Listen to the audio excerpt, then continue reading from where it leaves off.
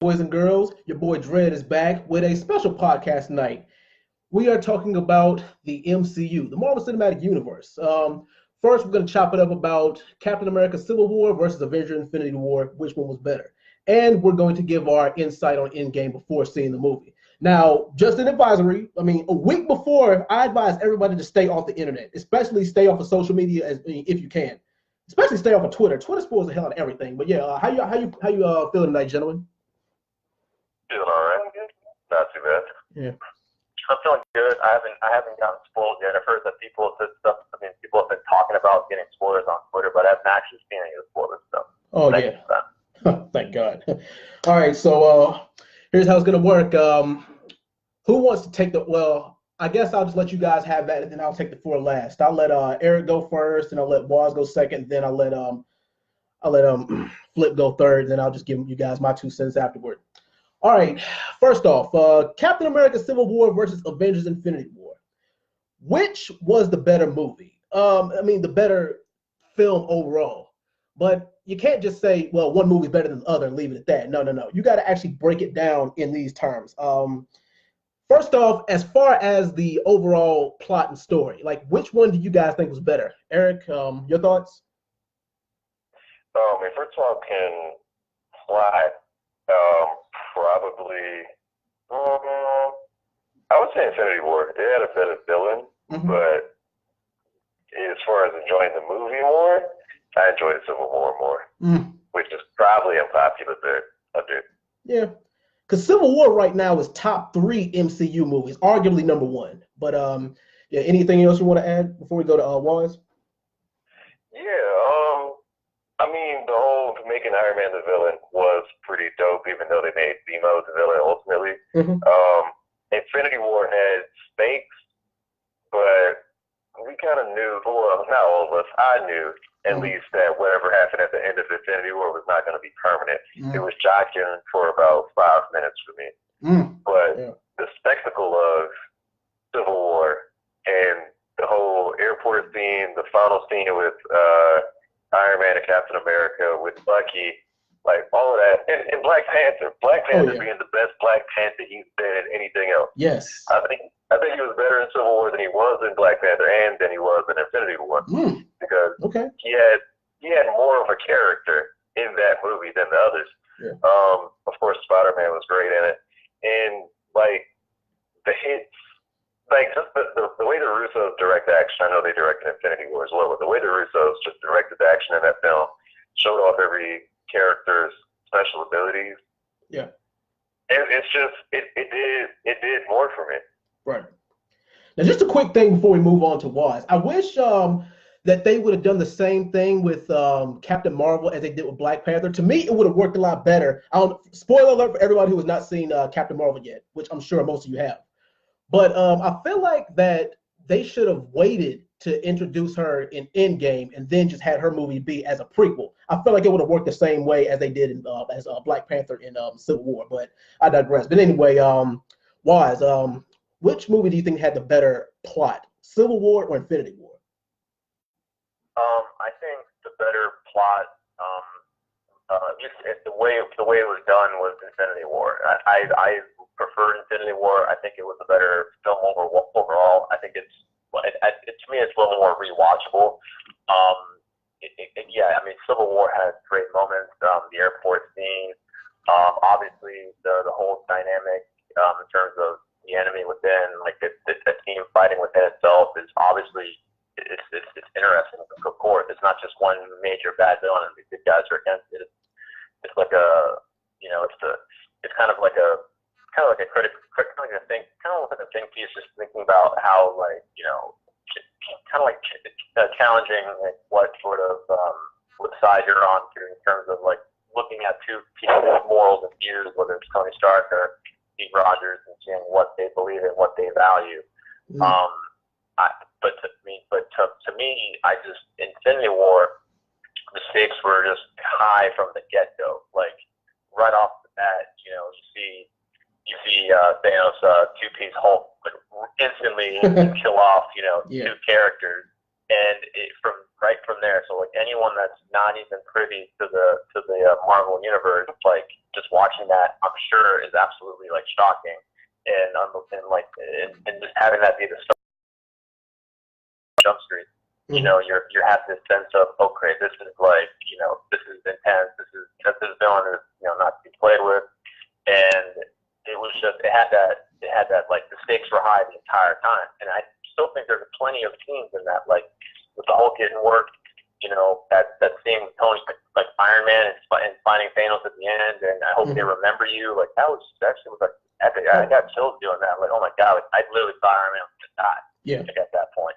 It was just ridiculous to me. I just think, I mean, Civil War was great when it came out, and I put it up there with like one of my most favorite, you know, MCU movies right when it came out. But if we're comparing the two, it's just I just think the stakes were so higher in that movie. The Thanos was a great villain, you know.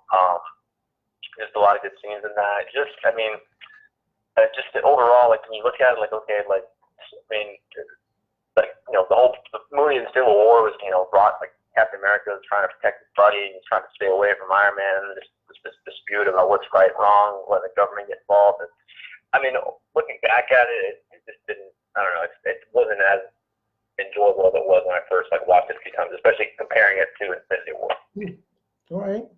Make some interesting points. Let's see, flip plot, Infinity War, Civil War. You got the floor, brother. When it comes to plot, I'm gonna have to say that Civil War kind of runs away with it. If we're talking about plot, it's just the movie was very story driven. Infinity War was more hype to me. It wasn't really a plot driven movie. It was kind of just, oh, we get to see these MCU characters that we've grown with over the last decade, doing certain things in certain areas of the universe. That was kind of like the movie plot. Civil War, it was more intense.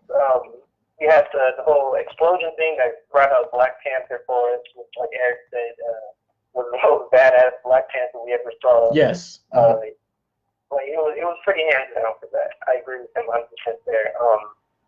The Zemo character, he was cool, and he kind of set up the whole Iron Man thing at the end, creating the Iron Man villain. Yeah. So it was kind of like, I appreciate it, but he was a bit random. But overall, I felt like the story was really good. The fight scenes were really good. You had the underground tunnel fight, the airport fight, the Captain America and Bucky whooping on the Iron Man part. That was yeah, it was a really good movie, I would say. It's just when we're talking about plot for this movie, I feel like it's a no-brainer for this one, just because I didn't feel like Infinity War was a plot-driven movie. I'll say that. If we're talking about hype, then Infinity War takes it by a mile, I feel. Well, it feels like we're arguing two different movies. It's kind of weird. But I get what you were saying was about the stakes being higher. I felt that too. In Civil War, it felt like, yeah, the stakes weren't really that high. Didn't know what was going to happen to Cap and them if they didn't sign the accord, though.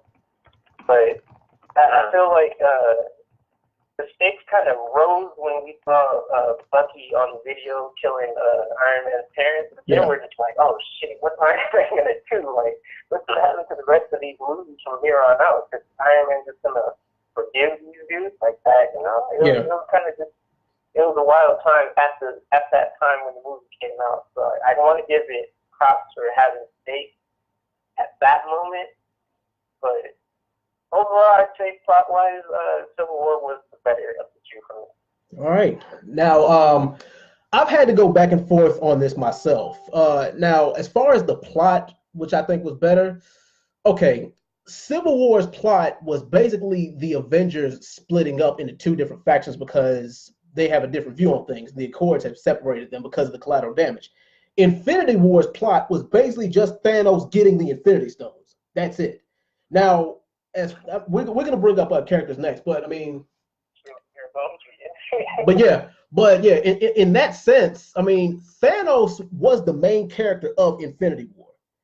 Now, Civil War, I mean, as far as well, both teams or both movies did a good job of balancing out the characters. But don't worry, we're gonna dive deep into that next. But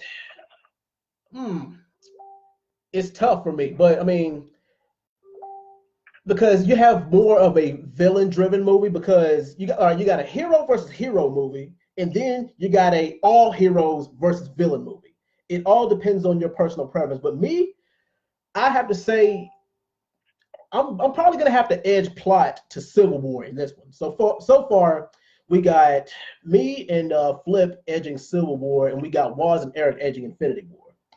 All right, next up, characters and character development. Like, which movie do you think did a better job of balancing characters out, introducing characters, and how characters interacted with each other? Eric, you go first. That's a really difficult one because Infinity War had pretty much no character development for anybody but Thanos, and that's it, really. Infinity War had new interactions, like we never saw the Guardians interact with Thor or Doctor Strange with Iron Man, so we had a lot of interactions we had never seen before, but you could also say the same for Spider-Man and Black Panther in Civil War. So they were introduced in that movie, but overall, as far as character development goes, that's Civil War, no doubt, because Infinity War didn't need character development because they had already been developed. But in Civil War, we found out where they stood morally and why they chose which sides they chose, even though some of the reasons may have been flimsy. But we learned a little bit more about them in Civil War. In Infinity War, of course, they want to save the world and stop the evil dude. And that's really all you need to know about that movie. So it's kind of a split for me, because you kind of asked it in two ways. So characters interacting with each other, I'm going to go with Infinity War. Character development, I'm going with Civil War. All right, that's solid. Waz, what about you? Which movie had a better job of character interaction and development? So yeah, I was actually gonna add something. I think Infinity War is kind of at a disadvantage with the criteria and the questions you're asking. But Infinity War is kind of like the culmination of all these movies. So in a way, maybe it can get away from a little bit. It doesn't have to be a plot driven because there's not as much backstory or information that has to kind of develop over the long process to tell a story. When everyone that's seeing that movie and all the characters in that movie have had their kind of stories told a bit, and you can kind of just gear up for the event, which is Thanos getting all the Infinity Stones. So again, with the character development, the movie still is also at a disadvantage. And again, everyone knows the characters. Essentially, it's kind of like the dessert at the end of the meal. Like it's the last kind of like piece. It's just kind of like the icing on the cake of the whole MCU universe. Over however many years since 2008, 2007. 2008. 2008. So over a decade. It's kind of like the culmination of all that. So there's not as much needed for character development, except for obviously the villain and the backstory for that. But in terms of, again, I'll give the advantage to Civil War because there's obviously the introduction of a few characters and brief kind of backstory on that, and then also maybe a little bit more development for the Winter Soldier. But and also I guess also more so like Captain America and Iron Man.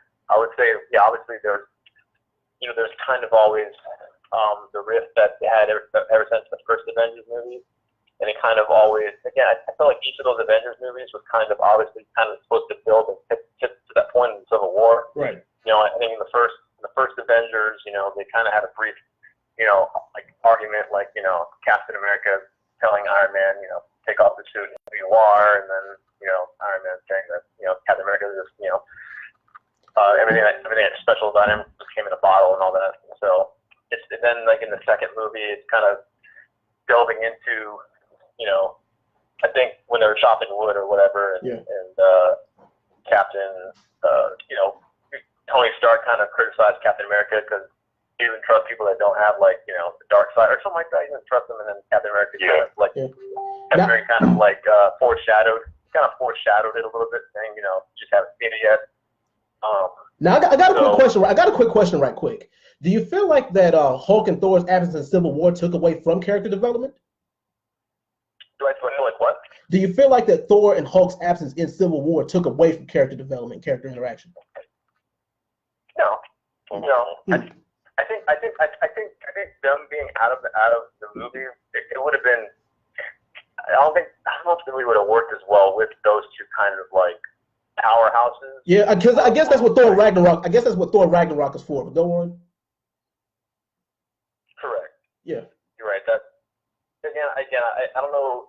It would have been an interesting or difficult choice for the movie to have Thor and Hulk in that movie and their kind of relationships or alliances. Mm-hmm. It would be, you know, be interesting. Obviously, I can't imagine Hulk not siding with Tony. Yeah. And Thor, I'm not sure. But I mean, Hulk would still go on a rampage and beat everybody up. Yeah, pretty much. Yeah. Yeah. Okay, so back to your previous question. In terms of character interactions, I love Infinity War. I love the sarcasm between Star-Lord and Iron Man. That was terrific. And just Thor and Rocket Raccoon. It was terrific. It was great. I think that beat Civil War by a land mile. It was just a lot of good. Again, there's more characters in that movie, so there's definitely more. And there was more, you know, obviously, you know, Doctor Strange and you know, the Hulk and Spider-Man and all that. It culminated pretty well. So I think that had more opportunities for characters we don't normally see. Again, this was kind of the first we saw with the Guardians of the Galaxy interacting with more of the MCU characters than we had seen in any other movie. So I just think it was more enjoyable interactions and more funny moments. All right, Flip. What do you think? Character interaction and development. Which one do you have edging that one? I'm gonna have to go with Infinity War.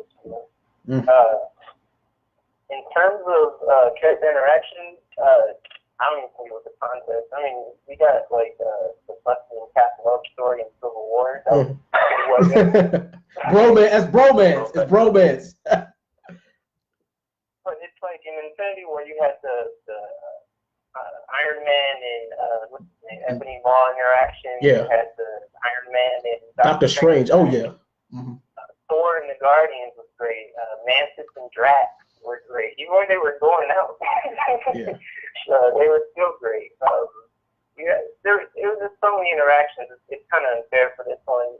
Even that Peter Dinklage was playing with Thor. Yeah, Each the Dwarf. Yeah. Yeah. Like the whole movie, like the character interactions were pretty damn good. In terms of development, I feel like the development in Infinity War was kind of sneaky. In Civil War, we got the Black Panther development, which was good. We got the conviction for both sides, which was good. But other than that, it was kind of just like, okay, we already know most of these things. We already know the tensions between Iron Man and Cap and all this.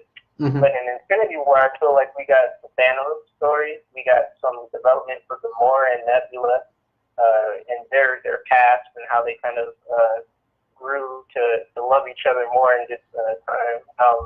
We get to see a Doctor Strange that's kind of more mature now. Yeah. I don't know if you guys saw the movie, but I feel like he was a bit more immature in the movie. Oh yeah.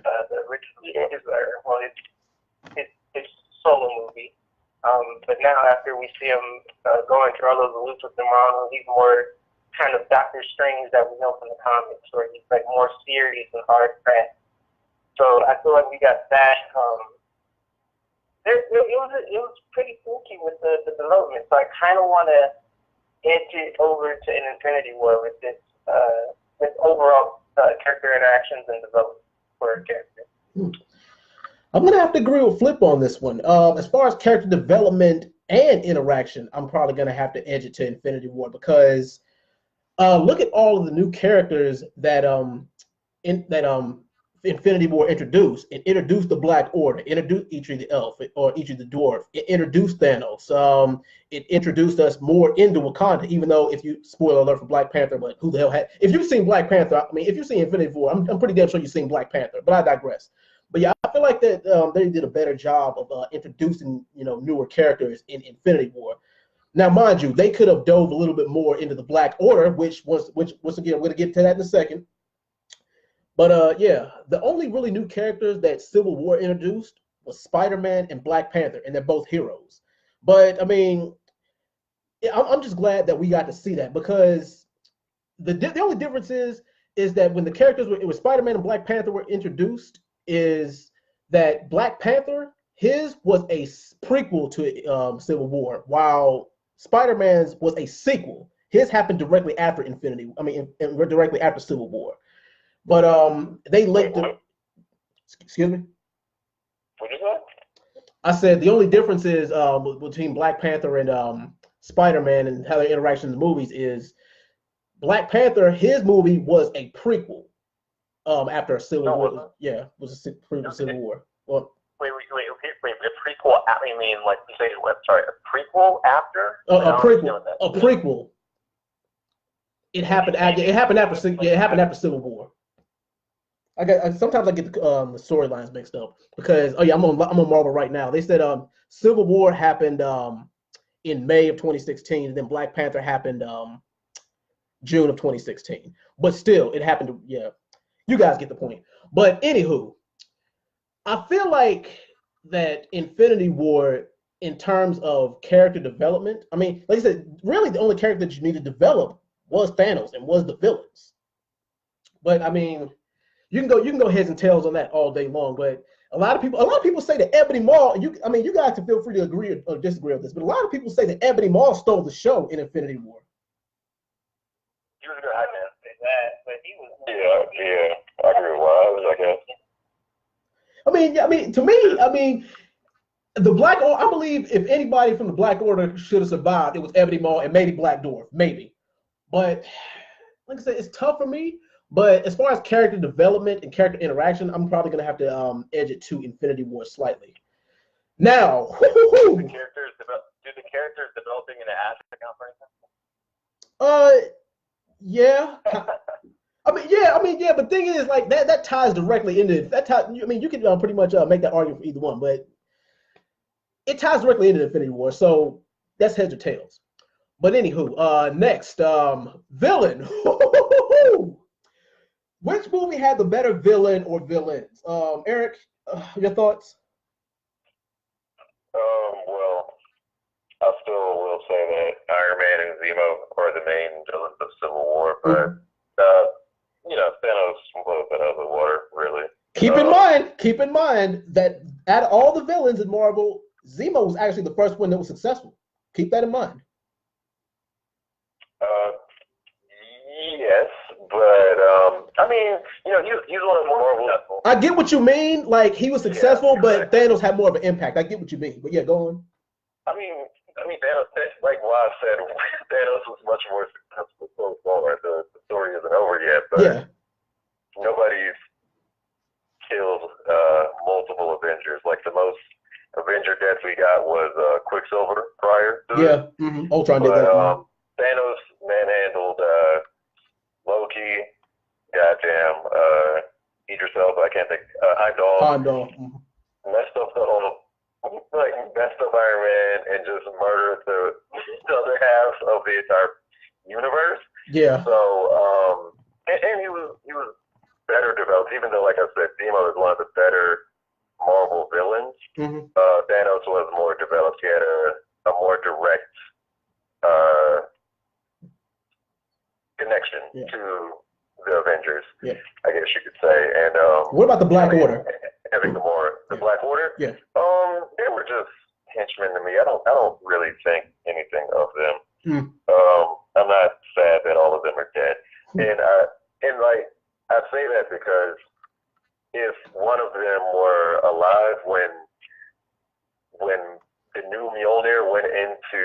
Thanos, we would have known that the fight wasn't over yet. Oh yeah. So there was a quick second of where we were like, oh shit, he did it.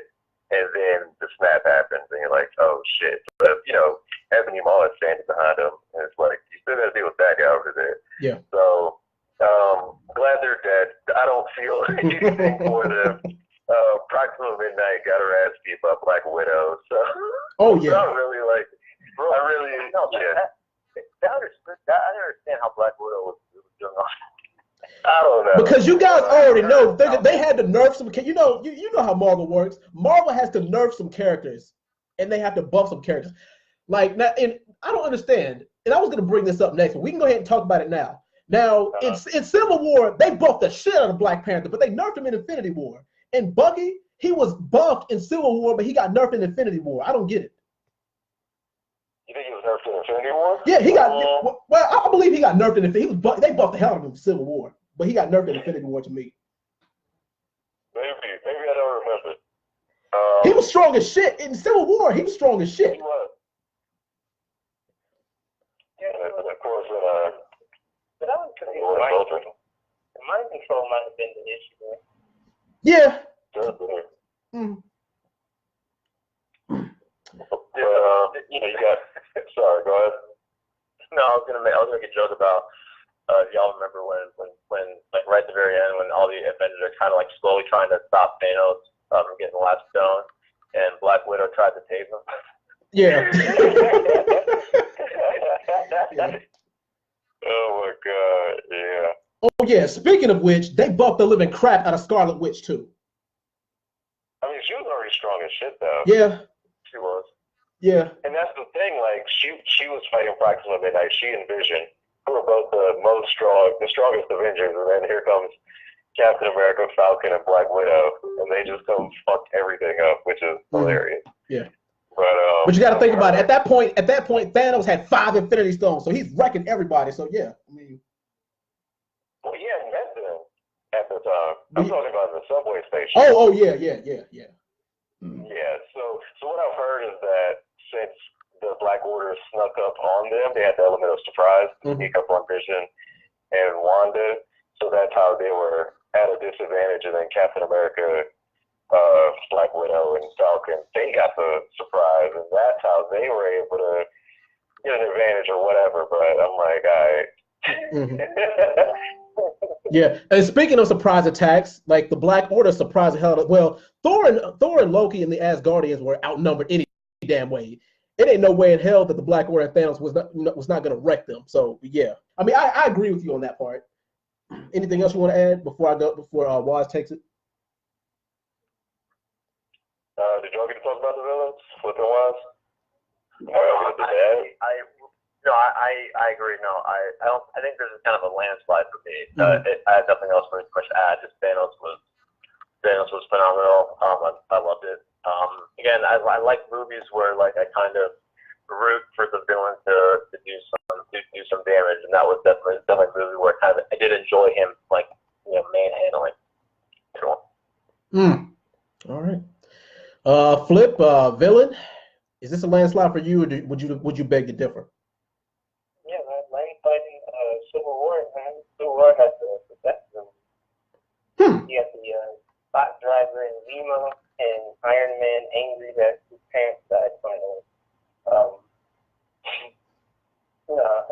It should be Infinity War by landslide.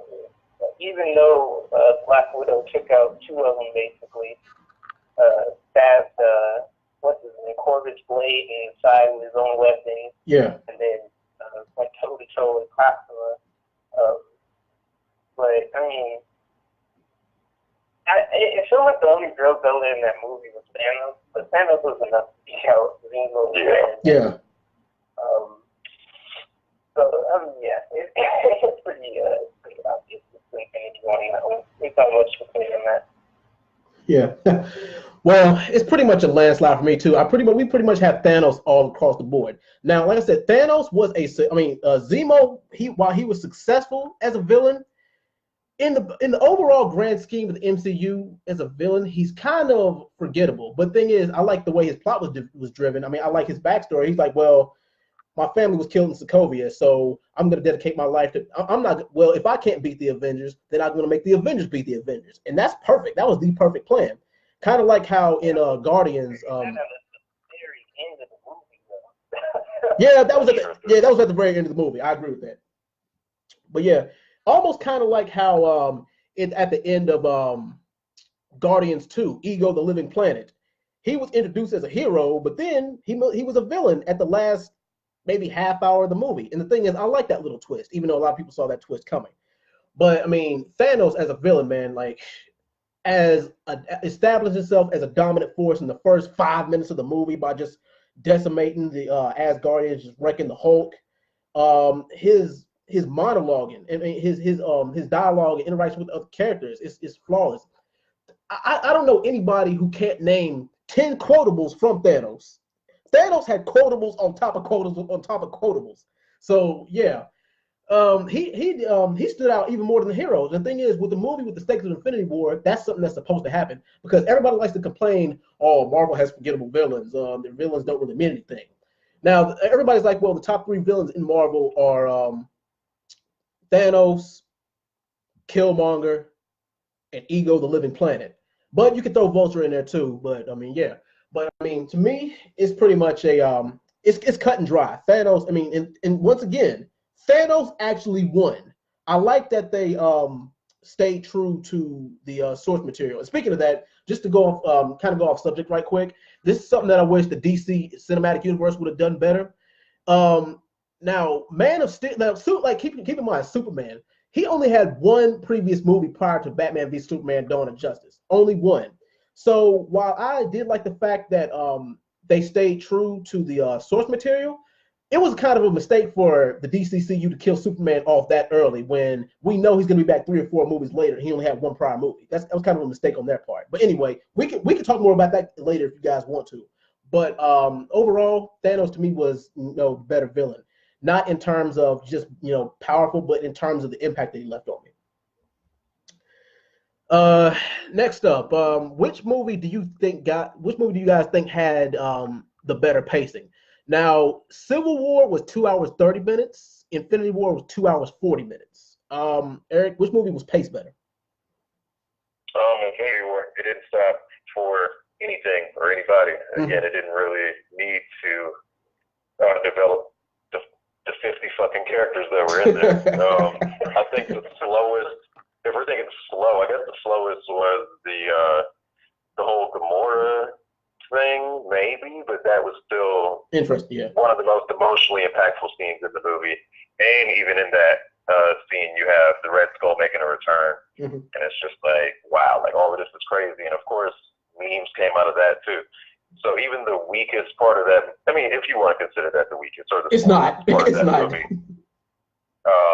it's still like. The entire movie is like hyped the whole time. Yeah. All right. Wise pacing, Civil War, Infinity War. Go.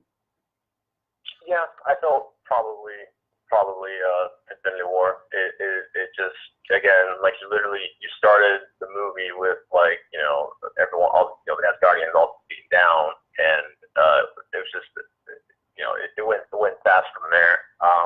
From one spot to another one.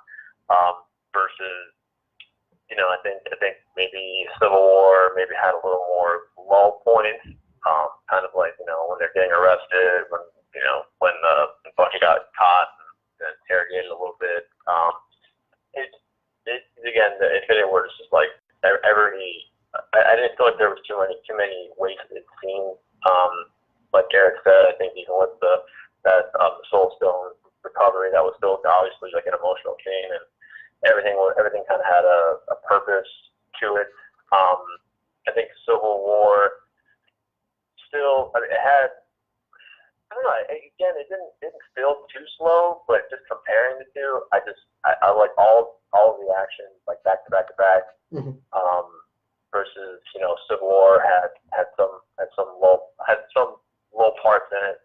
It's not as fresh in my memory as Infinity War is. I've been a little bit, I've seen Civil War. But just like, in terms of just pacing, I felt like in Civil War had more moments where it was, at least where how it was edited, like they show like it show the backdrop of the environment, and it would be like, oh, this is Queens, or no, this is what was it? Lagos. Yeah, or something like yeah. that. Lagos. Yeah, Lagos. Yeah. Mm-hmm. Yeah.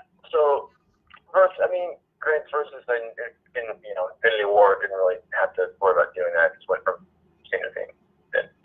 Grant, I think it pointed out when Thor went there to make the weapons, make the axe. Make the hammer. But other than that, I just think it was paced better. All right. Flip. Which movie had the better pacing to you, Civil War or Infinity War? Infinity War. It was bad pace, man. It was like point. It was hitting every single scene.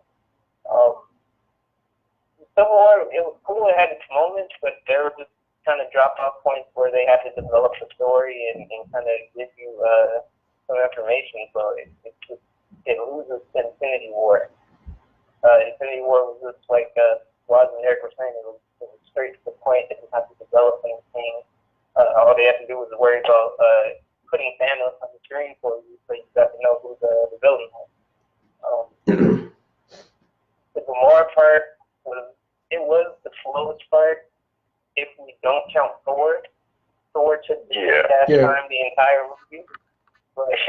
But even that part was interesting. Even that part was interesting. Yeah, I mean, it was interesting. Thor was pacing. He wasn't on track with everybody else. Mm-hmm. Thor should have been in Wakanda before Spidey was happening. If we were doing the pacing with everybody else. Yeah. But the pacing was pretty.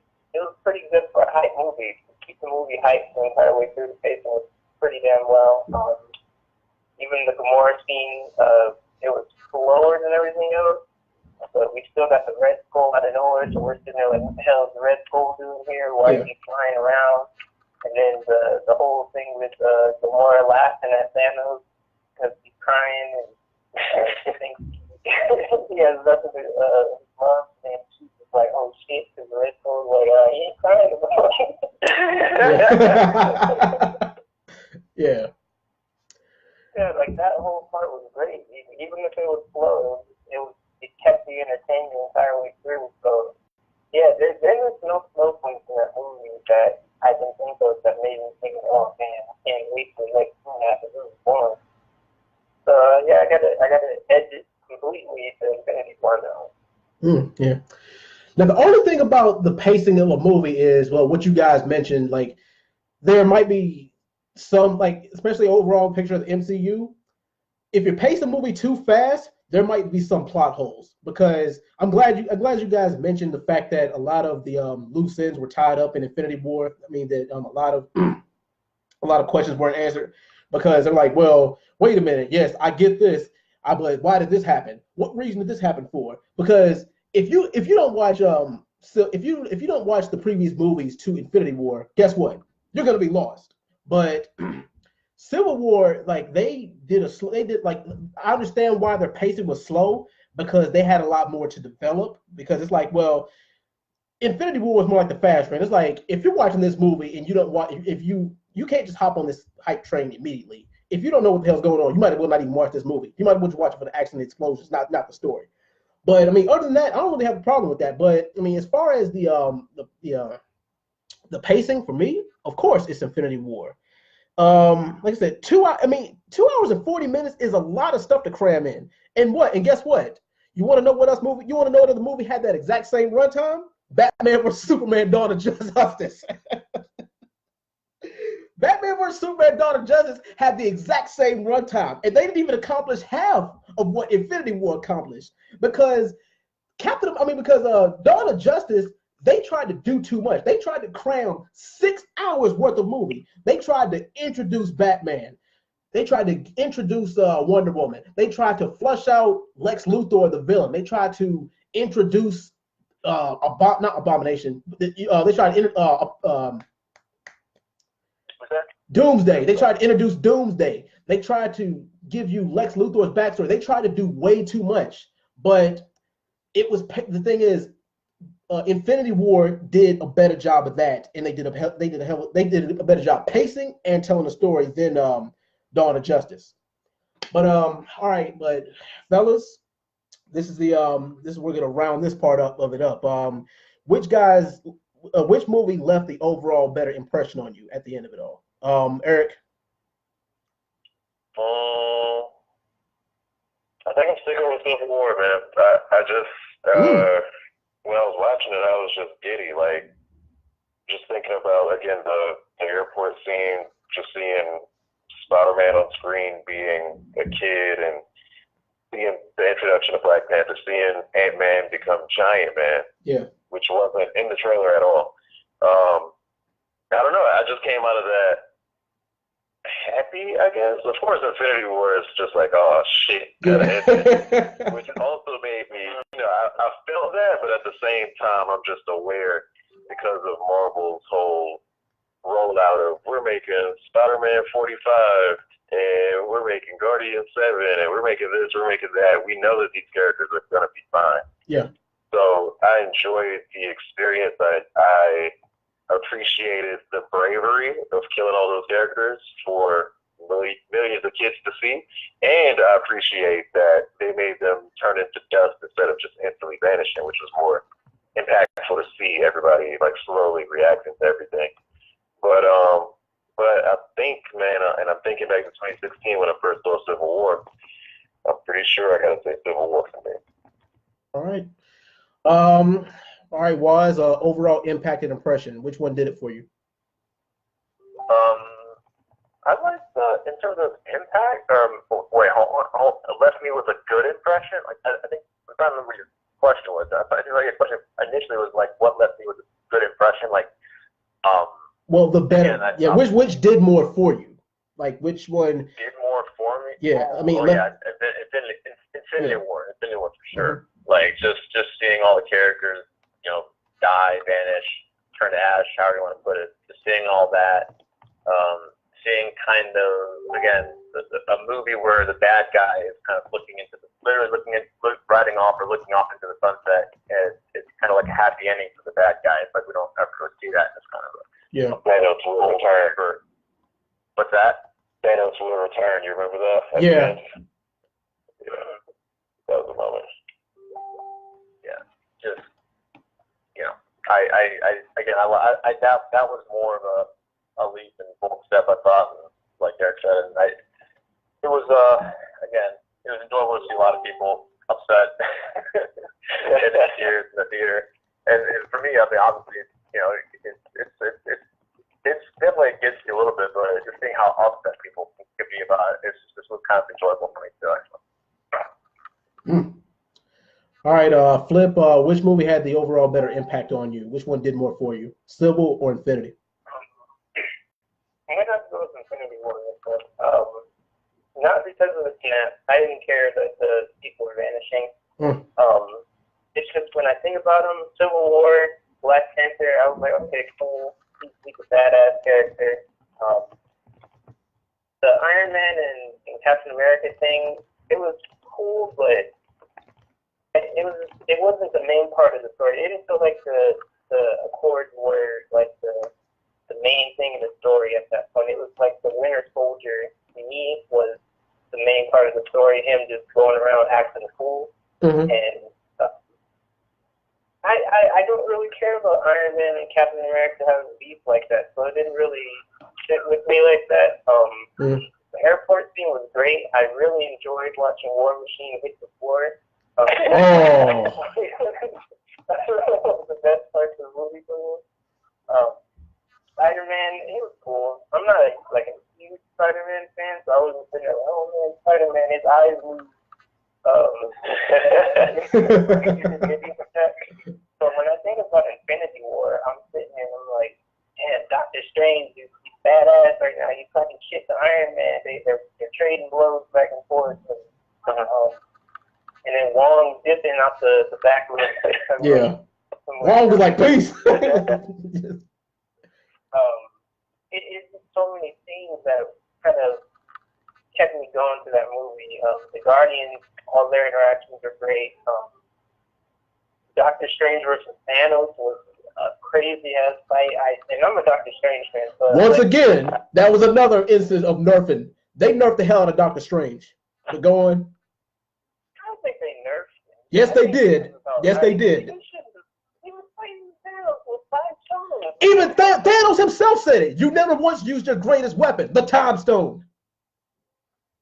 I mean, yeah, but he I don't know. I feel like it was part of his plan to lose in that fight. I don't think he wanted to win in that fight. That was another thing. It was in Civil War, it didn't leave me wanting to know what happened to certain characters. In Infinity War, I want to know what the hell Doctor Strange saw in 14 million different scenarios. I want to know who was coming back from being dusted. I hope it ain't Falcon. Oh. Of course, he's probably gonna come back. I was so disappointed when Hope got his ass whooped in the beginning. He got pieced up so bad, man. I'm feeling and then next thing you know, he's just getting whooped. And you can still this one. He was like, it hurt. So, Knee to the head. Yeah, like these were some crazy moments. And the only downside to Infinity War for me were the Black Order. Yeah. I felt like they were jobbers, man. Like all like that was terrible. And then Proxima getting jumped by 3 females. That was like they're having their little moment. It was interesting, I guess. But I don't know. It felt like Infinity War was more hype. It left me wanting more, and the snap wasn't even the part that left me wanting more. Really, it was like at the end, Thanos was over there farming on the I don't know what the hell he was farming on what planet, but he was farming, looking at the sunset, crops and everything. So I was like, what the heck? That must be the end of me for that. But I just wanted to know what everything was gonna happen, like how they were gonna piece all this together. It was a hype movie for me. I'm still trying to figure out how Iron Man got off the plane. Yeah. And the Star-Lord thing, that was just so frustrating. Like, I can't remember any moment in a Marvel movie where I'm just like, fuck Star-Lord, like, what the hell? Oh, God, yes. Oh, my God. Star-Lord dropped the damn ball. Star-Lord dropped the damn ball. Everybody was pissed off at Star-Lord. Star-Lord got the donkey of the day. Now, I asked this question on Facebook. Who do you guys think was more responsible for Thanos wiping out half the universe? I said, was it Doctor Strange for not giving him the Time Stone? I mean, was it Doctor Strange's fault for giving him the Time Stone? Was it Gamora for him telling him where the location of the Soul Stone was? Was it Thor's fault for not going for the head? Or was it Star-Lord's fault for losing his temper? How was it Captain? Wait a minute. How was it Captain America's fault? I mean, I will say this. I did think that in that trailer that I initially saw, I thought that he was going to rip the gauntlet off of his hand. I thought that was going to happen, but but sure, but the thing is, if I had to place the blame on one person, I would probably have to place the blame on probably Star-Lord the most. That's just yeah. How was it? Because Vision was like, look, man, we got to get rid of this stone. Like, kill him completely. They had like, no man left behind. Well, if you want to take it there, then it was Scarlet Witch's fault too. It don't matter because Vision was gonna listen to Cap. Whatever Cap said, Cap was gonna be the deciding factor to that. But yeah, you're right. He did. I mean, you're right. Vision was willing to sacrifice himself, so I'll give you that. Kind of, sort of. The Cap is tripping.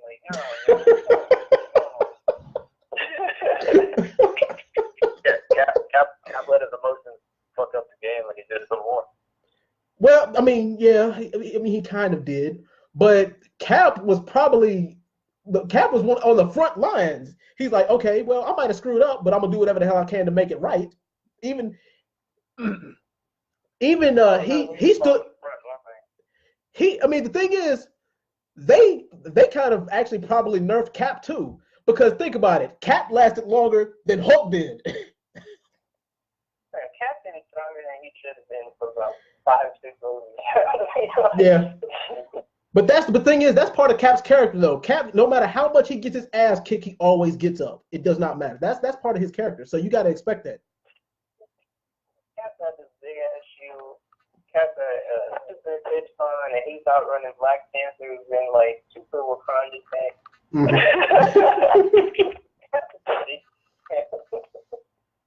Yeah. But shoot, as far as but just we kind of got off a little bit, but I mean, as far as what movie had more of an impact on me, which did more for me, I'm gonna have to say Infinity War on this one too. Don't get me wrong, Civil War exceeded expectations. They did exactly what I thought they were gonna do, but like I said, Zemo, I mean, like I said, while he was a successful villain, at the end of the day, he's forgettable. And like how many times have we gotten the whole hero versus hero storyline? We've gotten it enough. That doesn't take away from the action. It doesn't take away from the impact, but I feel like Infinity War left more of an impact on me, good and the bad, because it's like, oh man, I know we've seen all these heroes together before, but we haven't seen it. But the thing is, the movie was paced so perfectly in the character interactions, they did it the right way. It's like, because my first impression was this movie's gonna have like 70 freaking characters in it. How the hell are they gonna balance it all? Okay, they're not gonna have them all at once, but what they're gonna do is they're gonna split these characters up into 3 different locations: Earth, space, and let's see, well, New York, space, and Wakanda. Those are the 3 main locations. So they did a better job in that sense. But I mean, like I said, at the end of the day, I'm gonna have to give it to Infinity War just based off of it left more of a lasting impression on me. But I mean, we're gonna talk more about this in a second too. But I mean, because of the snapping. Now, I don't know what theaters you guys saw this in, or how many people was in it, or what time you guys saw it. But in most Marvel movies, everybody stands up and cheers and everybody claps. At the end of Civil War, everybody stood up, cheered, and clapped. At the end of Infinity War, not one soul clapped. Everybody just stared at the movie theater screen like with a deer in the headlights. But me, I was the only one who said so. I was the only one who said, I was like, what the hell just happened? And then I saw that Nick Fury post-credit scene where he called Captain Marvel, and then he turned to dust, and then I just seen Thanos will return in big black letters. And when you saw in Avengers, right before the post-credit scene, it said Avengers Infinity War, and then the caption turned to dust. I'm like, wow, man, that really did do it for me. So yeah, Infinity War left more of a long-lasting impression on me. But I'm gonna tally up the scores. My score was 3 for Infinity War, 2 for Civil War. What was yours, Eric? Yeah, I was not counting. I was. Yeah, 5 different categories. But yeah, I had it 3-2 for Infinity War. Okay. I think I think I had it. I think I had it. Yeah, 32 Infinity War. The first 2 I gave to Civil War. The last 3 I gave to Infinity War. All right, Waz, what was you? If you were keeping count. I think I wasn't keeping count as well, but I think Infinity War deserves a handicap because again, it was at a disadvantage in some instances because obviously character development can't really ask for that so much in that movie except for the one villain, and then just I forgot what else I said. But I want to say I'm going to give it. We're going out of 5. It's 4-1 for me. Infinity War. I think again, character development is probably Civil War. But other than that, I think Infinity War across the board. All righty. Now, next up, we're going to talk about. We're going to give our small thoughts on Avengers Endgame. Now, like I said, I haven't seen it yet, but they're probably going to be doing some pre-showings here next week. I think the earliest one is going to be Wednesday in my city. But yeah. Now, first off, what do you guys think about the 3 hour and 2 minute runtime? I'm fine with it because at first Disney said they didn't even want to do it. They said they wanted to cut it to 250, but I'm fine with it as long as there's no dry spots because I'm like, well, what's the point of a 3 hour movie if there's 3 hours? I mean, if there's 2.5 hours of action and like 20-30 minutes of filler, like you guys mentioned, Infinity War was 2 hours and 40 minutes. It had no filler at all. I'm fine with it just as long as they pace it the right way. But Eric, what do you think about 3 hour runtime? It's going to be condensed as much as possible because on a, I guess, a business level, the shorter the runtime, the more they can replay the movie. Yeah. I think that it's going to start off slower than Infinity War did because they have to recover and talk about what just happened. And it's going to end a bit slower because it's actually going to have a happy ending, at least. That's Yeah. what I suspect. So you got to have those reunion scenes. Mm-hmm. So there will probably be at least 30 minutes of conversation, but I wouldn't call that filler. Yeah. That would just be more character development and showing us character development in the beginning. Yeah. And showing us where we're going in the future of the MCU at the end. Yeah, because if you ask me, a lot of the dialogue in Infinity War was good. Like the interaction between Doctor Strange and Thanos in Infinity War, that was actually my favorite scene of dialogue. But go on. Yeah, it was good. Yeah. But yeah, there will be no wasted minutes at all, and I don't think 3 hours is like this crazy runtime where I'm gonna have to keep a pee bottle with me or something like that. I'm gonna go in there. Yeah. I'm gonna be fine. I'm gonna enjoy every minute of it, and my eyes are gonna be glued to the thing. Yeah.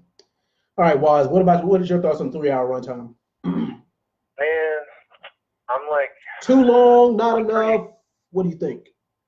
No, it's not too long. It's just, the only thing is I mean, again, I'm notorious for like sometimes at the end of these movies, like 2.5 hour movies, I gotta hit the urinal, and I'm just trying to like pace myself. Like I'm gonna go into this movie like dehydrated as hell because I don't want to miss any.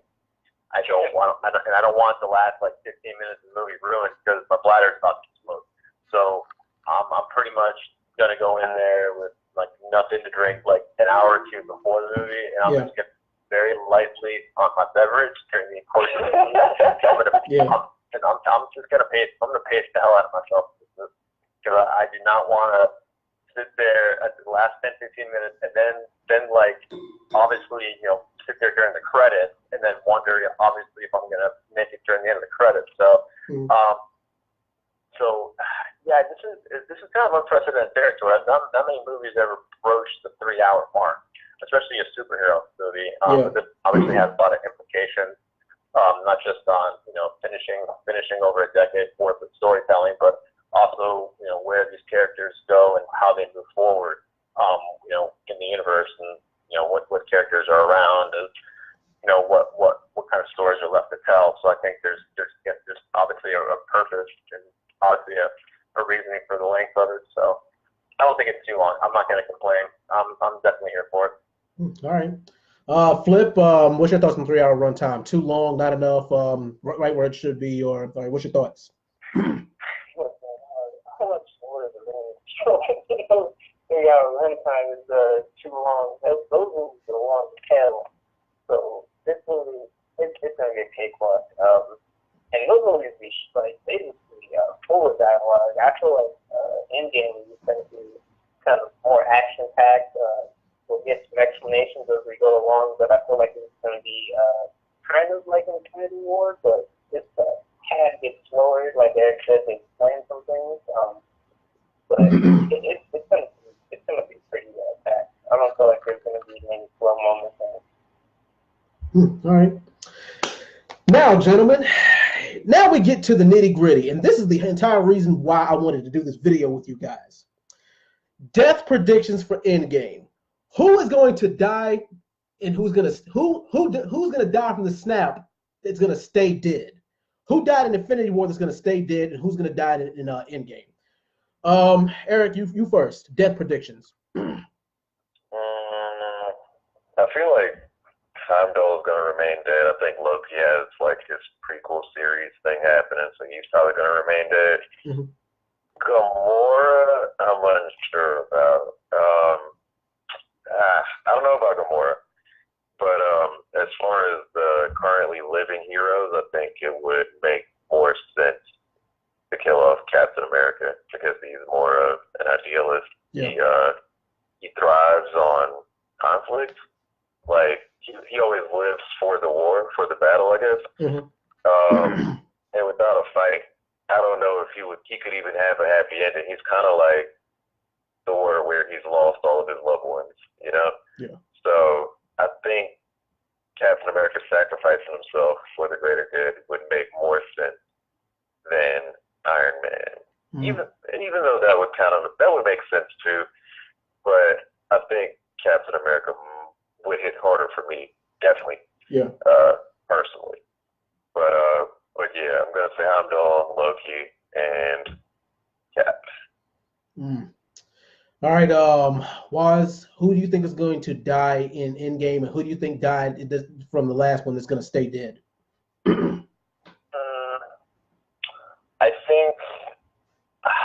I think Captain America will die. Again, I thought it was possible he might have died. I thought, again, going into Civil War that they were going to kill him off then. But, I think he does die at the end of this one.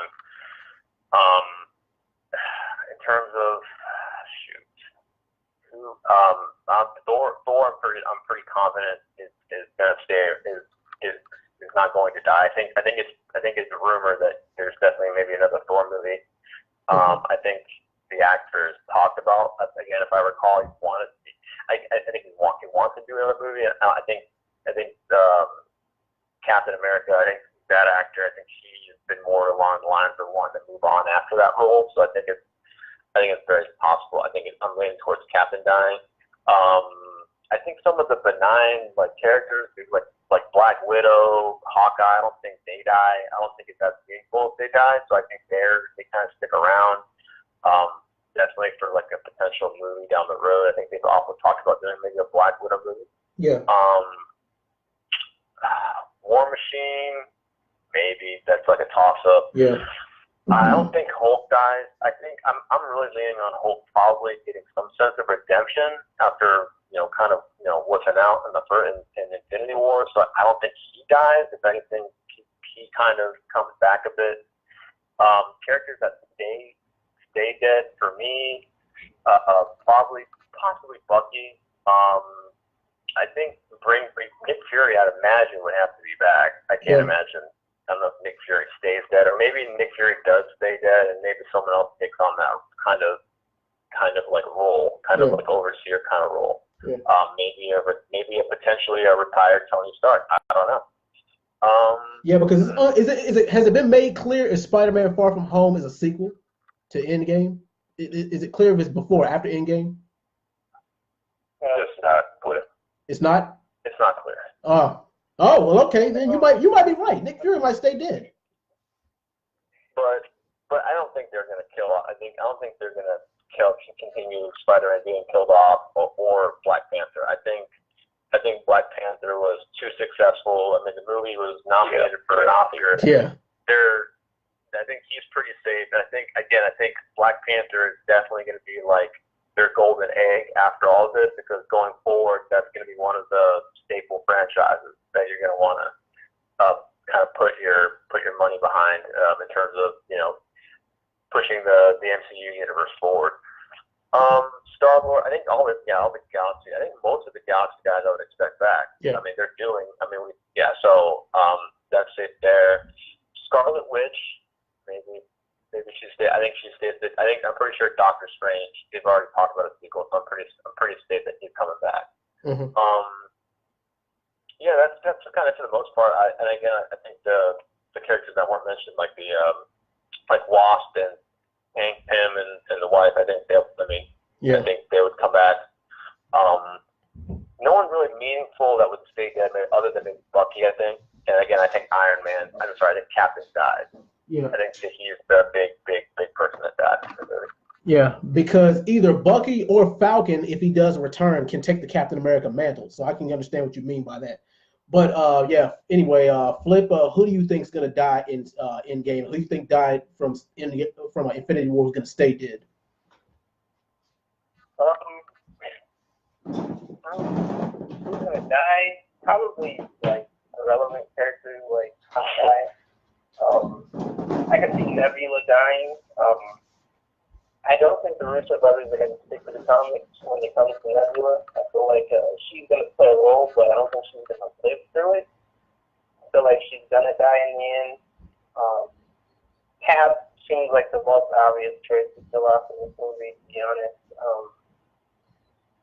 And when it comes to people coming back, I feel like everyone just about should be coming back, except maybe like a couple like Vision. I don't see coming back.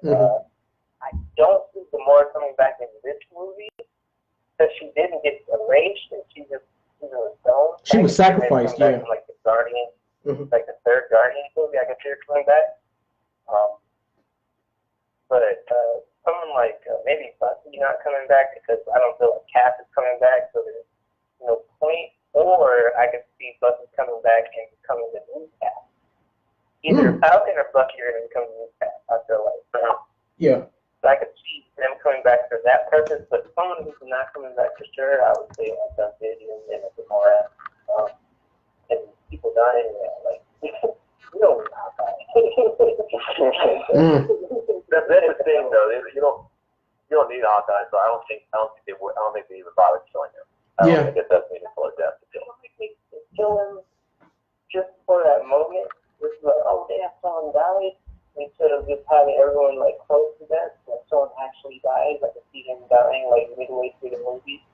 I think Mantis could be that character. Yeah, Mantis could. It is like, oh shit, somebody's dead. Stakes are high. She's not right, so.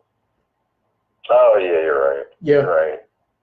And you guys got to remember, there were characters who were AWOL in Infinity War too, like Korg and Valkyrie. I feel like Valkyrie might take the place of Heimdall. Well, not really take his place, but just as, you know, if the Thor series goes forward, she could be a stand-in for Heimdall. And we all said that Cap, you know, he's more than likely going to bite the dust, no pun intended. And, you know, you can have either Falcon or Bucky take his place. War Machine, could the MCU do without him?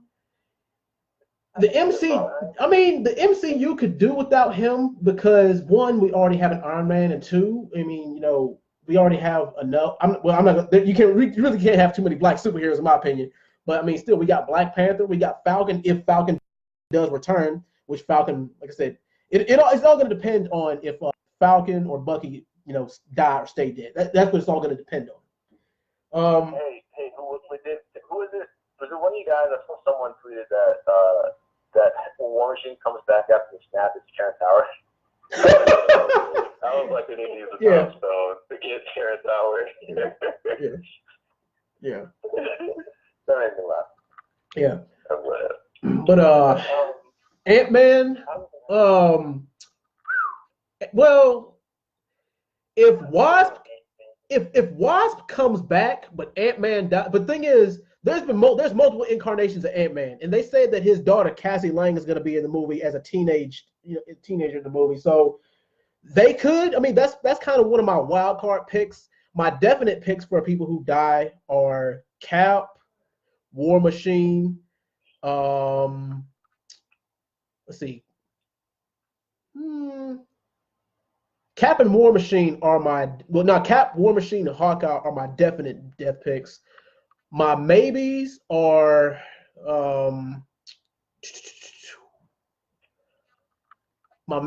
Ant-Man and Ant-Man and Nebula are my maybes. I think everybody else is safe, but I think the people who are dying are going to stay dead are, of course, Loki, Heimdall, Vision. They can build another one. And I'm going to go with what Eric said about maybe, it's like Gamora coming back is a question mark because it's probably going to have to be a sacrifice because, you know, if Cap dies, Bucky's going to have to come back. If Gamora dies, if Nebula dies, Gamora's going to have to come back, and so on and so forth. But yeah, I got three definite deaths, and I got 3 question mark deaths, and I think everybody else is safe. Yeah, I forgot about Nebula. I don't know if she's gonna die, but I hope she does. She is. I don't know. She just always annoys me. But she was a villain at the end in the first 2 Marvel movies. But I mean, yeah, and of course she's making a quote unquote face turn because, well, she's not really aligning with them. She just hates Thanos. She's like, well, I don't have anybody else, and Thanos tortured me, so I'm going to use this as an opportunity to get even. So yeah, and do you guys notice? The thing is, out of the snap, the thing is, Doctor Strange, what he said held some weight because did you guys notice that when the snap happened, all of the OG Avengers, the original 6, survived, and out of all the Guardians, Rocket was the only one who survived. So that happened for a reason. Right. Yeah. Yeah, those are my those are my definites, my question marks, and my safes. Like I said, we all know that Spider-Man is getting a sequel. Like I said, it's not clear as to whether it's a prequel or a sequel, but Spider-Man, they're definitely going to use him for at least 3 or 4 more movies. Black Panther's going to get at least 3 or 4 more movies, and everybody else is up in the air. They could, because, well, Captain Marvel, I think that she's safe. But how unfortunate would it be if Captain Marvel shows up for one movie, everybody's like, man, I hope, because they're built Captain Marvel up to be one of those powerful Avengers, but everybody's like, man, I hope she gets wrecked. I hope Thanos just wrecks the hell out of her. But I think it's gonna happen to where she needs help, but yeah. But I think that she's safe too. But then again, maybe not, because I don't think anybody's safe if there's more than one incarnation, because there's implications that Venom might get merged in the MCU. There's implications that Miles Morales might make it to the MCU. So you never know. We'll see. But anywho, you guys got any final thoughts before we sign up tonight? Oh yeah, like tickets. Now the funny thing is, tickets for Endgame went on sale at 6 p.m. Western time, which is 9:07 East Coast time. Now I logged on to Fandango.com to get my tickets at 9:07 a.m. and the site crashed. I couldn't even get my tickets until 3 hours later. But what do you guys like? Little quick stories. If you guys have already pre-ordered your tickets, by the way, they already have made 100 million in ticket sales. But yeah, what are you guys horror stories with those tickets, those pre-sale tickets?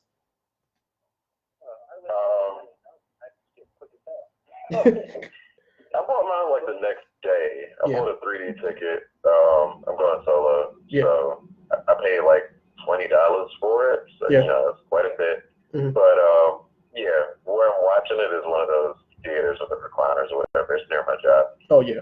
So I'm watching it like I think 6:30 Friday or something like that. But it had a good time and a decent like middle-ish seat. So I'm like, all right, I'm just gonna get the 3D, even though I didn't really care to. But it just seemed like the most convenient choice at the time. But it wasn't too hard for me to nab those tickets, to nab that ticket. Yeah, this is a movie that I'm definitely going to see more than once. I got my tickets for IMAX on Saturday the 27th, but I'm probably going to see it in 3D. I'm probably going to catch the midnight showing the night of. But yeah, like I said, when I tried to get my tickets, the site crashed, and I had to wait 3 hours before I could buy my tickets. But Waz, you said that. Did you say that you already had yours on pre-order? Yeah, I had mine on pre-order, but mine was an interesting story. So like I didn't really pay attention to when the stuff was going on when the tickets were on pre-order, and then like I think the day they went on pre-order, I noticed that people were discussing it. So then like I went on Fandango, and then that's when I encountered that there's like a 5-minute wait to even use the Fandango app. And then it's like, and then once you sign on, you have like 20 minutes to make your selection. And I was like, oh damn, like this is like serious. I never seen it before for a pre-order before like this. So I went there, like I'm trying to arrange something. So I was trying to text my brother and his people, and I was like, I already had the ticket for me and my girl, and I was like, okay, well we're gonna all go together. So I'm trying to arrange a day. It was kind of like a hassle, like trying to figure out what day was for everyone. And then obviously I have to drop my son off with his grandma for like 3 hours. So I'm like trying to plan that out. And then it's like, all right, so I put this for like Sunday, and then like I realized, I can't drop my son off on Sunday. So I was like, I already had the ticket bought. Like, crap, how do I refund this? And like, Fandango, like, we give you credit. I'm like, that way I don't have to. That way the convenience fee still is like applied or whatever. You're gonna keep the convenience fee if you try to get the money back. So I'm like, all right, I'm just gonna keep the credit. And then I'm trying to struggle. And then apparently, like a day or two later, I'm still indecisive for like the showing. So I'm like, crap, if I see it like on Saturday or Sunday, I'm gonna have to like really ignore like everything for a few days. Yeah. And then like I don't know if you guys noticed this, but like I guess theaters opened up more. Like theaters I was looking at started having more and more showings. I'm guessing to kind of make room for all the people buying tickets. So they're opening up more theaters just to view it. So I found a 6:45 on Thursday.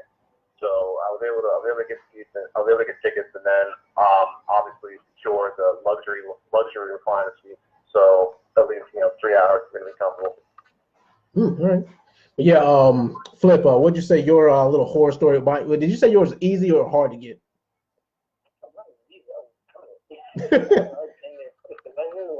there's only 2 theaters around here that work with them.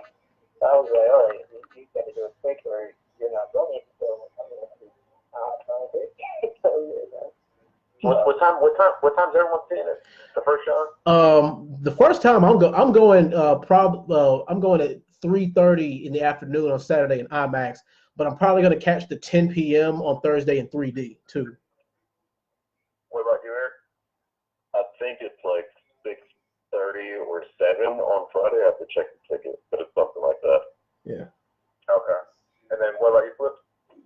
Mine's at like 10 or 10:15 or something like that. On Thursday or Friday? On Thursday. Yeah. Okay. So Eric, you're just avoiding spoilers on that Friday or what? Oh yeah, Lord. I guess I'll have to. I'm trying to think. Friday.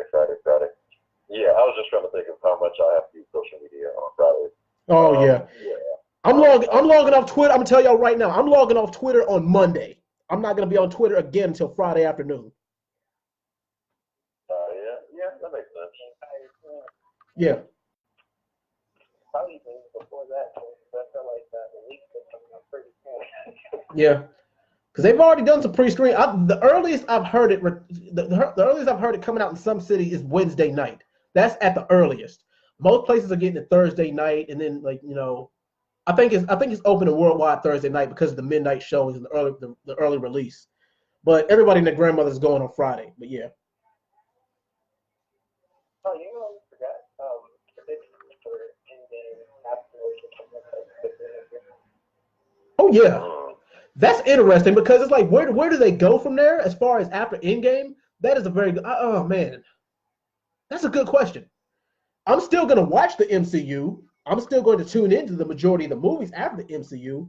But it's like as far as the hype train and everything. But it's like because my friend Bennett Gammon, shout out to my boy Bennett on Facebook. He said something along the lines of this. He's like, well, what if this movie's all hype? I'm like, well. The MCU spans 23 movies and it's been going on for 11 years. The only dud from the MCU the MCU has only had 1, maybe 2 duds. The only dud that I can really think of off the top of my head is Thor: The Dark World, and maybe Captain Marvel. Captain Marvel was okay to me, but that was the only really movies that didn't really do that much for me was. Iron Man 3 didn't really do a lot for me. I wouldn't say it was a dud, but it was like average. Yeah, Whiplash. Iron Man 2. Mm-hmm. The Incredible Hulk. The Incredible Hulk to me was a B movie. Let's see, what else? I hated Ant-Man and the Wasp. You did? Really? Yeah, pretty much. Ant-Man and the Wasp was so disappointing. Wow. I mean, I didn't hate it. I mean, they did a good job introducing the Wasp to me. The thing is, you guys got to think about what that movie was for. It was to introduce us into the quantum realm and to introduce Wasp and Ghost as characters. That's pretty much the only purpose of that movie. Yeah, but you can still do it in a good way. Yeah, you could do it. Yeah, you're right. You could do it in a good way. I mean, like I said, because this is where the DC universe fails. This is where the Marvel universe succeeds, where the DC cinematic universe fails. Which I'm glad that DC is they're not trying to push their cinematic universe. They're not trying to cram it all at once. They're like, okay, let's go back to the drawing board. Let's just have Shazam. Let's just have Aquaman. Let's just have them be loosely based movies. And let's just have them loosely tied to the MCU movies. I mean, into the DCCU movies. And they're not even mentioning Suicide Squad. They're not really mentioning too much of what happened Batman vs Superman. They're not really doing that too much. So they're taking it. They're doing the DC Cinematic Universe. They're doing the right thing by taking a step back.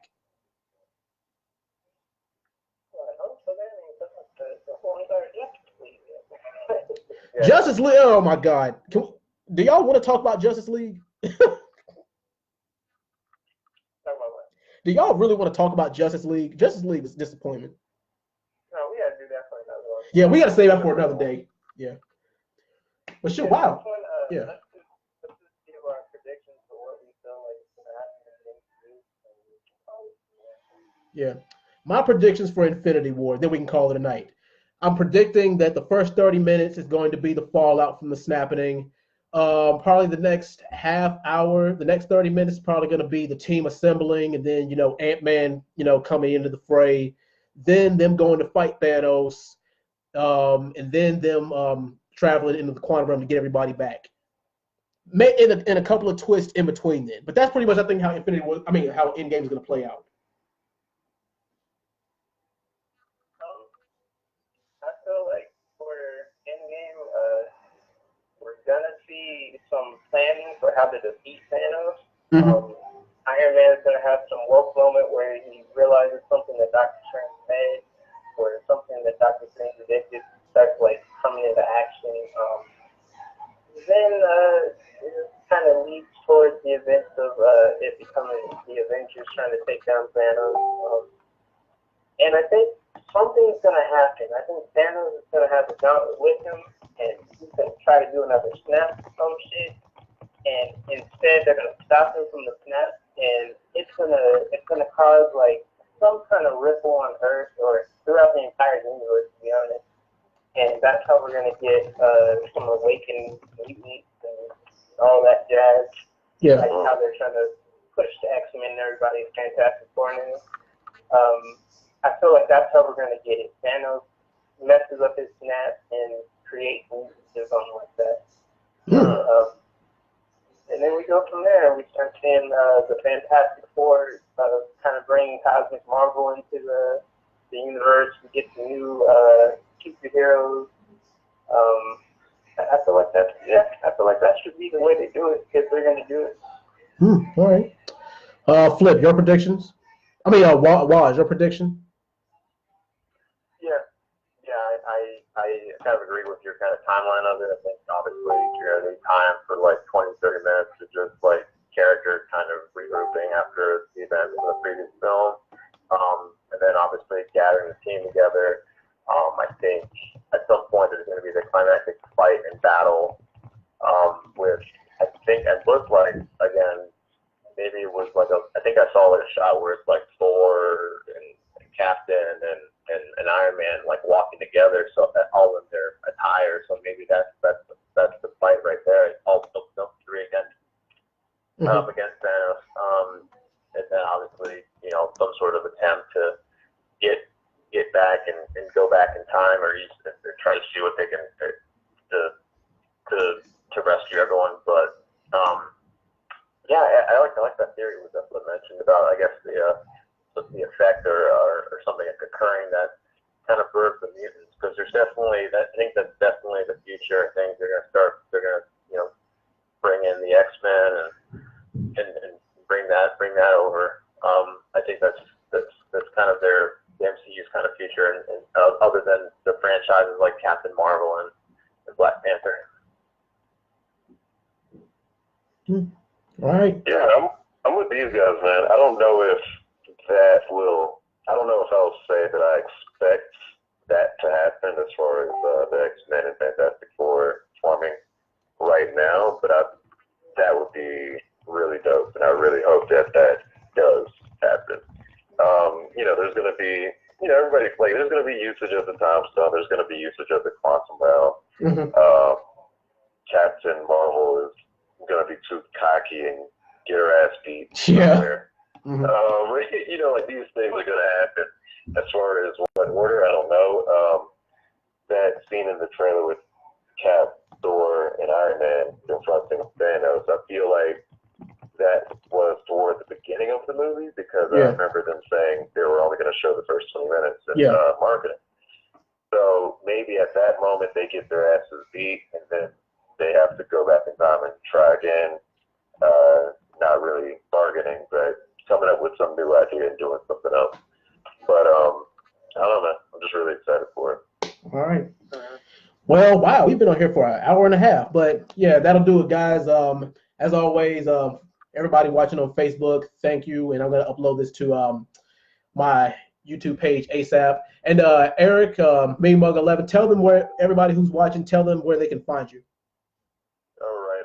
If you want to find me, you can catch me damn near every day on twitch.tv/MeMug11. That's MEANNUGGAH11. And you can catch me every Tuesday live on twitch.tv/Dead End Video Games, where we do a weekly podcast with the guys from Dead End Hip Hop, Easy, Wooly, Kenneth D. Inge, and Tyler Durden. So, very dope podcast every week. Catch me there. All right. Well, that'll do it for tonight, ladies and gentlemen. Eric, Waz, Flip, thank you guys so much. And we got to do it. We'll be back. We'll probably be back in a week or two to do a non-spoiler and a spoiler review. But thank you guys. I really do appreciate you guys co-hosting with me tonight. This is the Dread Man signing off. Peace.